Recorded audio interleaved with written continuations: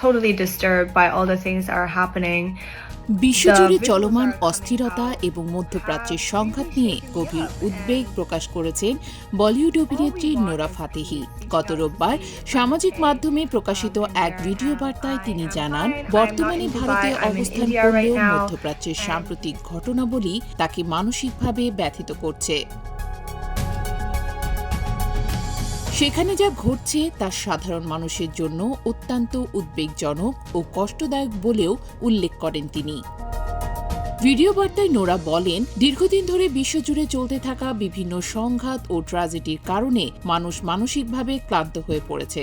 ভবিষ্যতে পরিস্থিতি আরও কতটা ভয়াবহ হতে পারে এই আশঙ্কা অনেকের মধ্যে ভীতি তৈরি করছে বলেও মন্তব্য করেন তিনি।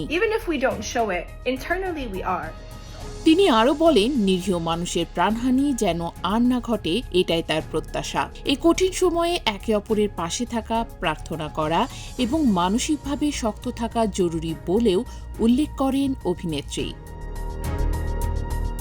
নোরা ফাতেহি আরও জানান, বিশ্ব হয়তো একটি বড় পরিবর্তনের মধ্য দিয়ে যাচ্ছে, যার প্রভাব সাধারণ মানুষের জীবনে মানসিক ও অর্থনৈতিক দুই ক্ষেত্রেই পড়তে পারে।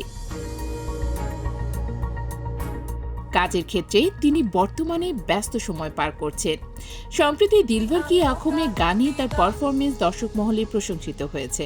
পাশাপাশি তিনি কন্নড় ভাষায় চলচ্চিত্র কেডি দ্য ডেভিলে একটি গুরুত্বপূর্ণ চরিত্রে অভিনয় করছেন।